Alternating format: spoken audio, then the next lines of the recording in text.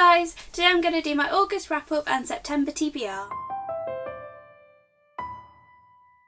This month has been a pretty good reading month. I'm pretty happy with what I've managed to do. I finished a few things and read half of a few things. So the first thing I finished this month was The Last Family in England by Matt Haig. This was a book I started in the BookTubeathon, which feels like a really long time ago now, which even though it was only a month ago, but August has been wibbly wobbly, timey-wimey. Really enjoyed this. It's a little bit hard to remember it now that it was so long ago.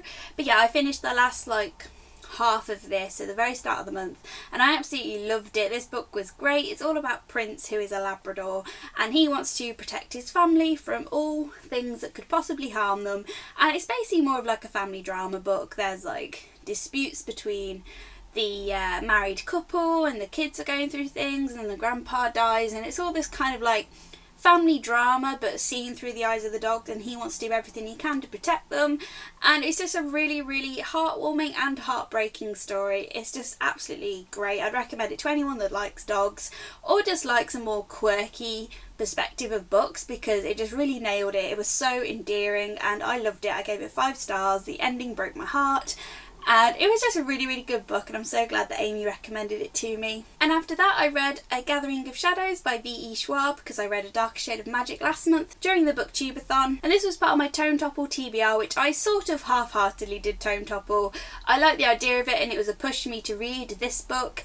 I also wanted to read The Name of the Wind and I didn't get round to that, which I'll explain in a bit. But yeah, I absolutely loved this book. I really preferred it to A Darker Shade of Magic. I feel so attached to the characters now. I absolutely love Lila and Kel, and I adored the newer character introduced in this book, Alucard. And Rye, I'm not too sure on. I feel like I'm meant to like him, but he's just such a spoiled brat and I just find him really annoying. I don't know why, but yeah, I absolutely love Alucard though. And this book was a little bit strange because it focused around this tournament, which really felt like it was going to be part of the climax of the book, and there was going to be a bigger thing about all the kind of other areas of the world that it introduced, like the other people come from different countries and kind of continents are all introduced, and there seems to be like a little bit of unsettled political stuff going on there, and I thought that was going to play in to the climax of the book and it didn't really, so that was a little bit strange because it felt like that was building up to something that didn't really happen. And the climax of the book did kind of feel like it just stopped. It was sort of weird because it was a fine place to end it and it was a cliffhanger, which really makes me want to read the next book, but it was also a little bit like, I don't know, it just kind of seemed like it was halfway through. It was a bit strange. It does feel like a little bit of a filler book to kind of bridge the gap between the first and the third one, but I absolutely loved it. So much more attached to the characters now and I couldn't put it down, even though it's like over 500 pages. I just read it really quickly. I think I gave this 4.5 stars on Goodreads, but in hindsight it's maybe more of a 4 stars. And the next book I finished in August was another Matt Haig book. This is How to Stop Time, which is his newest release, which I've been reading. Took me 6 weeks to finish this book because I started it in July when I was in a massive reading slump because me and Amy were going to meet him, so I really wanted to read it before then, but I got about halfway through and I was just in such a reading slump, and then BookTubeathon happened and I didn't want to half finish a book during that. I wanted to start with a brand new book on the first day, so then it got put aside for BookTubeathon.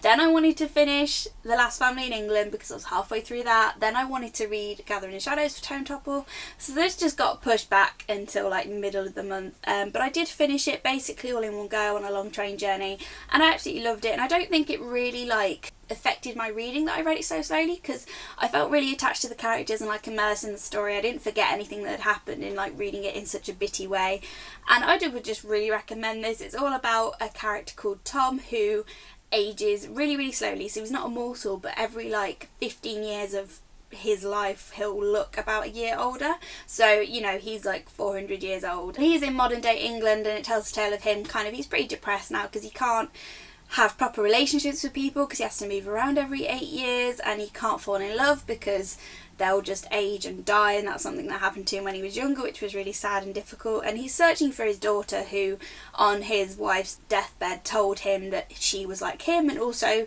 aged really slowly, so he's been looking for her for years but just had no luck. So it's just kind of the story of that, but it's lots of reflection on time and kind of life, as well as flashing back to kind of key moments in his life where he meets Shakespeare and F. Scott Fitzgerald, which sounds a little bit cliche, but it was just done really well, and I just love this book. I can definitely see myself rereading it a lot lot, hopefully in a quicker time span next time. I don't think I'll pick it up again for like a year or two, but I just loved it. I really love Matt Haig. I've loved both of his books and I can't wait to read the rest of his books hopefully this year, and I gave this 5 stars. So by the time I had finished all of those books, I wanted to pick up Name of the Wind because I promised myself and you guys and Amy that this month it was finally happening. I was finally picking up that goddamn book that I wanted to read for so long as part of Tome Topple, and I was really in the mood to read it, but like I said, I wanted to finish How to Stop Time because it was just getting ridiculous how long it was taking me to finish that book.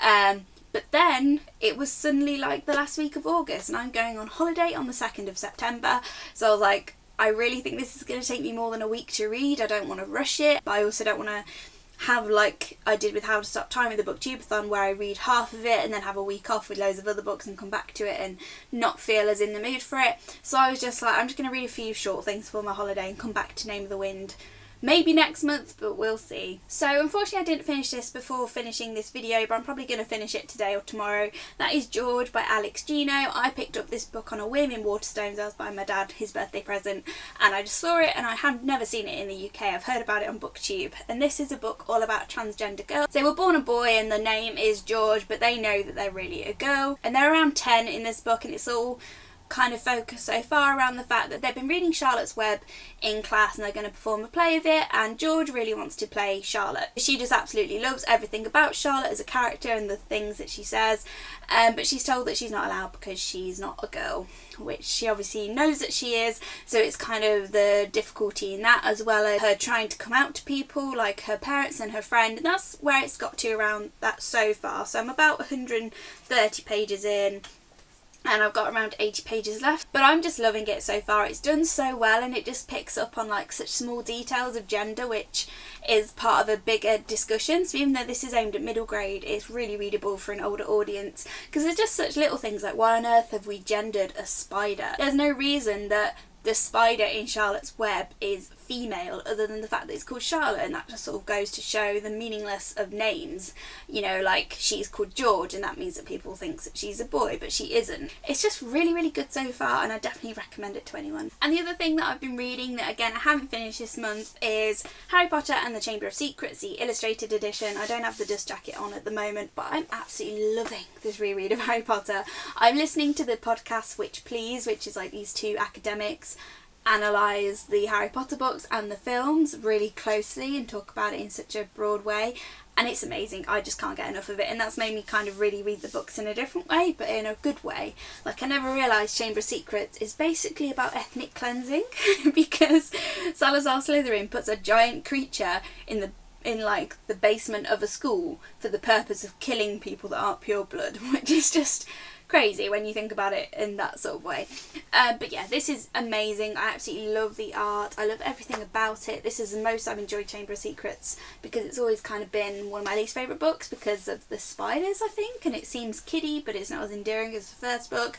But yeah, I'm absolutely loving it. I know it's going to get 5 stars, and I'll probably finish this and George in the next couple of days. And now the second half of the video is my TBR, and I'm going on holiday on the 2nd of September, so partly this is a holiday TBR, and I don't really know what I fancy reading after holiday. But for my holiday to Italy, I want to take 3 books, because I feel like that's quite a good amount. I probably won't get to all 3, but I have a bit of a choice then.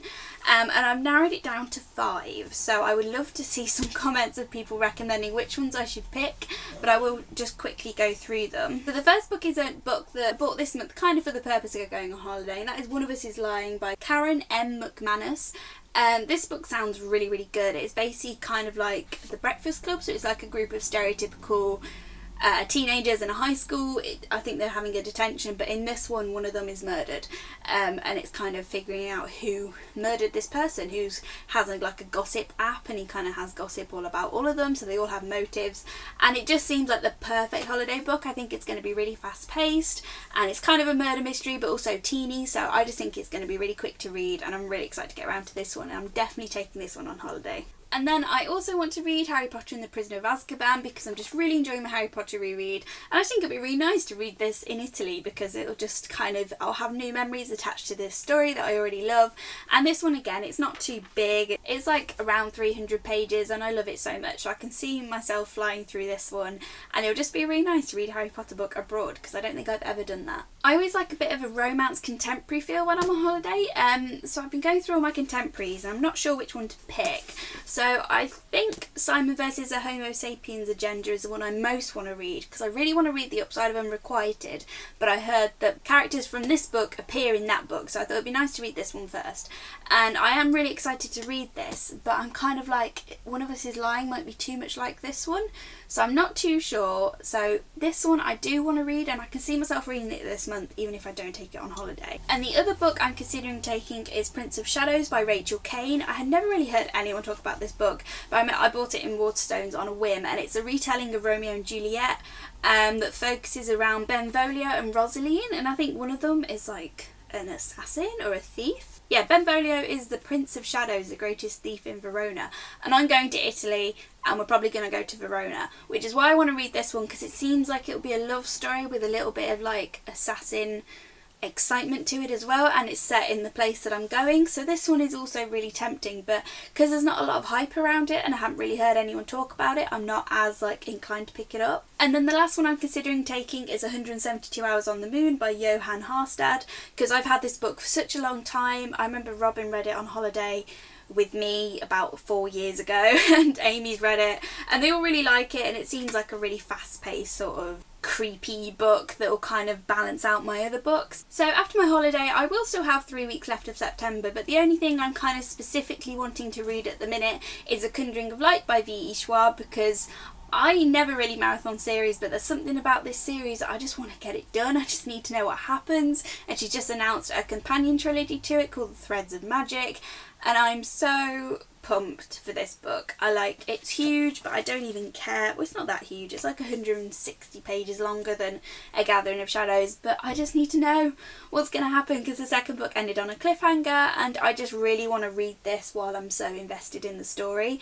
And I'm just so excited. Like, my friend Leah did a whole Shades of Magic week in preparation for this coming out. She did a theories video and I wrote a huge comment of all my theories, and she said some of them I've guessed kind of right, so I'm just really excited. And this is the only book I want to get to after holiday, and then after that is in mystery. So at the minute I'm more inclined to pick up this than Name of the Wind, but who knows what will happen at the end of the month. So those are all the books I read in August and that I plan on reading in September. Sorry if this video is a bit long, but I didn't really want to split the video into 2 parts because me and Amy take these in turns. I kind of don't want 2 of my videos out of the 4 of the month being just wrap up and TBR. So let me know if you'd prefer if it was 2, if you're fine with these longer videos. But let me know down below what you enjoyed reading in August and what you're going to read in September, and I'll see you on the next video. Bye!